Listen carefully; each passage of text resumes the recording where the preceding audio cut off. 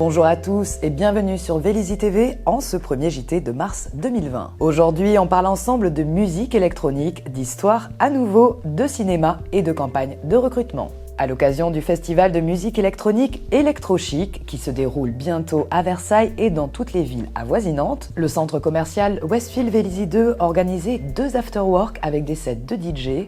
Nous avons assisté jeudi soir au deuxième volet de ce rendez-vous. Malheureusement, c'était le dernier, il faudra attendre l'année prochaine pour les suivants.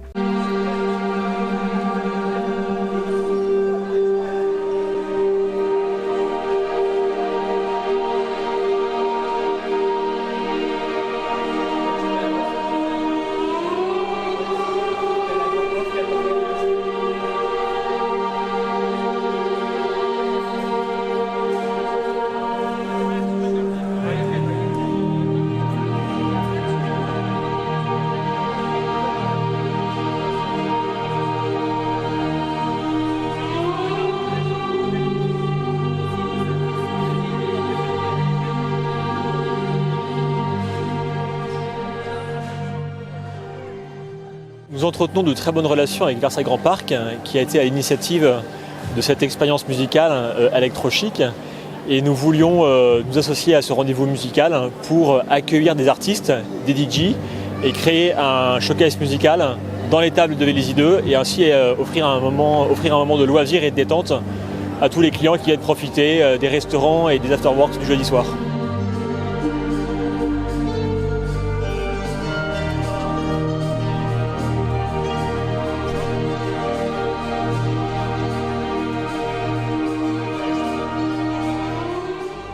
Le son qu'on a derrière nous était quand même assez consensuel, c'est assez doux, c'est pour tous les publics. C'était des personnes qui étaient associées au festival Electrochic et dont nous voulions donner un petit peu de visibilité dans le centre et qui avaient une bonne notoriété, donc qui étaient en mesure aussi de générer de la venue, de curieux, de clients. On est quand même sur une cible 25-40 ans qui sort du travail et qui va venir se restaurer et puis aller pourquoi pas au cinéma derrière.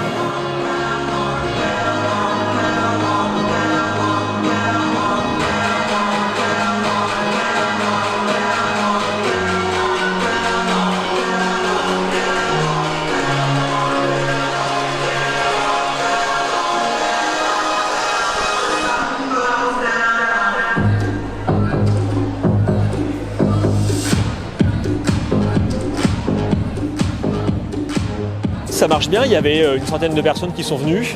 On est sur une première en même temps, on veut vraiment mixer les usages d'un espace de restauration, de loisirs avec le cinéma, mais créer aussi une ambiance musicale. C'est une demande aussi des restaurateurs avec qui on parle, qui nous disent comment est-ce qu'on peut créer un petit peu des rendez-vous musicaux fréquemment pour créer des habitudes de venue et ainsi capter une clientèle un petit peu différente qui sort des bureaux, qui est plus jeune, qui sort des établissements scolaires et autres, et créer des rendez-vous musicaux comme ça à échéance régulière pour créer des venues et des usages différents.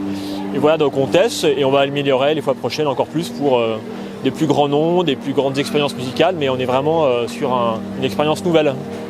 Donc on est d'accord, en exclusivité, vous nous indiquez un petit peu qu'il va y avoir à nouveau des événements comme ça, pas forcément électro.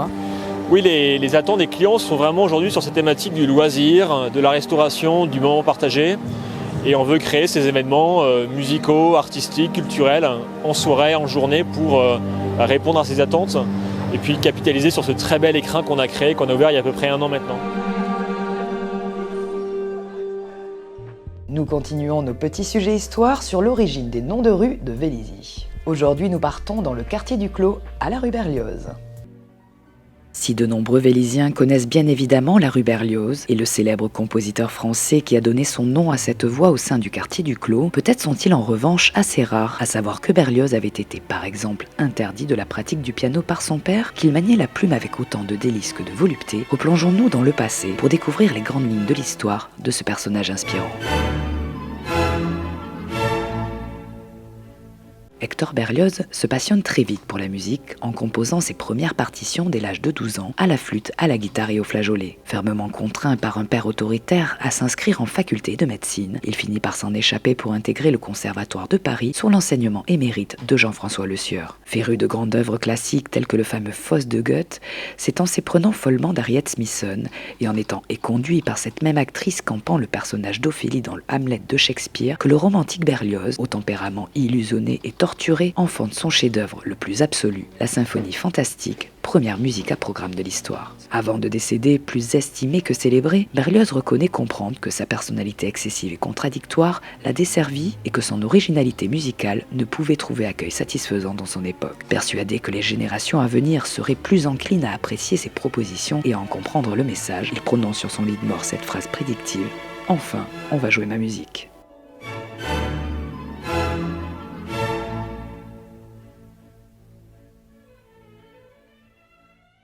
Votre ciné-club vous attend vendredi prochain, le 13 mars à 21h en salle Rému pour la projection du film La Ronde. Une œuvre de 1950 du cinéaste français d'origine allemande Max Ophüls.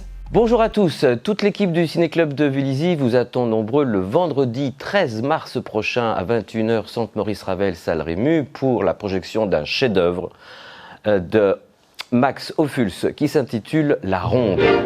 La valse tourne, le carrousel tourne,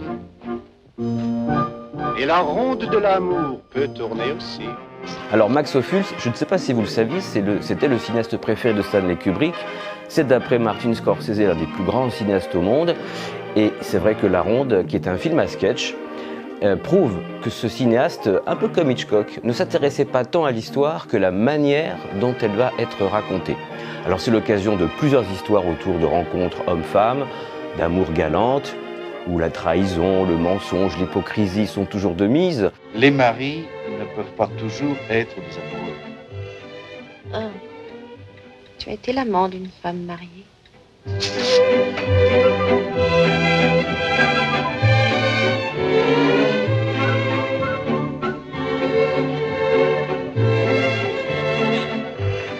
Bien sûr, l'occasion pour Max Ophüls de montrer qu'il est un grand cinéaste, c'est-à-dire qu'il fait des films où la caméra fait des volutes, des rondes, d'où le titre. La ronde aussi parce que c'est une ribambelle d'histoires et qui permet de réunir en plus, c'est la cerise sur le gâteau, tout ce qui comptait de stars en 1950 en France. Alors je peux vous en donner quelques-uns, hein. Simone Signoret, Simone Simon, Daniel Darnieux, Daniel Gélin, Serge Reggiani, Odette Joyeux, Simone Signoret. Donc c'est vous dire si le casting est assez alléchant. Ils ont hélas tous disparu, mais c'est le plaisir de les revoir, étincelant avec une mise en scène virtuose signée Max Ophüls, vendredi 13 mars, La Ronde. À très vite. N'as-tu donc pas compris que je n'ai joué que pour toi? Vous m'avez vu dans la salle. Que tu es mignon.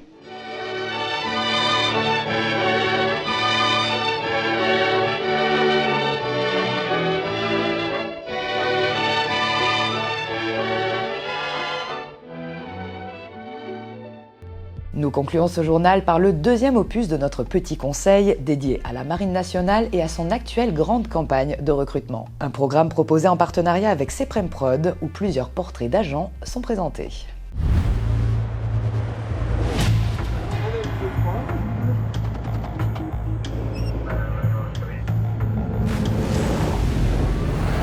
Je m'appelle Mehdi, j'ai 23 ans, je viens d'Angoulême et je me suis engagé dans la marine en 2013. Mon métier est fusilier marin et je suis second maître. Bonjour. Comme ça, le GECOM, on va le délivrer. J'ai été recruté à l'école de Mestrance donc, en 2014. Garde à vous. Rompez les rangs. Ensuite, j'ai effectué mon BAT de fusilier marin à l'école des fusiliers marins en 2016. Et ensuite, j'ai été affecté sur le porte-avions nucléaire Charles de Gaulle.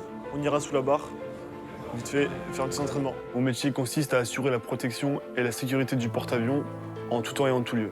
Paume de main vers le ciel, levez les bras. Mon rôle de police, pour moi, est peut-être l'un des plus importants sur le porte-avions.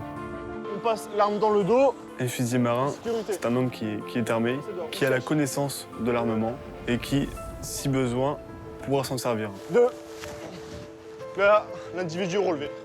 Je ne suis pas seulement fantassin de la marine, j'ai aussi un rôle d'encadrement, de management. Sûreté, chargeur, chambre. On ne peut pas s'habituer avec une arme et c'est pour cela que les formations sont constantes. Ok. On ne prend pas l'habitude parce que l'habitude tue. J'ai aussi un autre rôle, tireur de précision.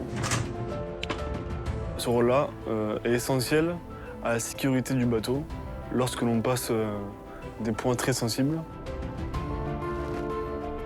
Pour moi, c'est une très très grande responsabilité. Donc je suis un peu les yeux et les oreilles du bateau. Veille bien sur bâbord. Bien près de G3. Les fusiliers marins m'ont permis de devenir quelqu'un de plus responsable. La marine, c'est une histoire de famille, mais surtout une histoire d'engagement.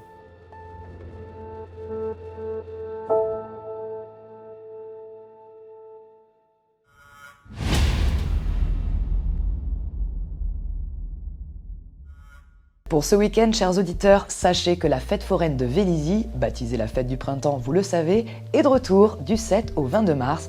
Plus d'une cinquantaine de manèges et d'attractions vous y attendent. Enfin, samedi, de 9h30 à 12h30, la Vestiboutique de la Croix-Rouge vous sera ouverte. Ce journal se referme maintenant. Merci à tous de nous avoir accompagnés dans son déroulement. On se retrouve la semaine prochaine pour un JT spécialement dédié aux élections municipales.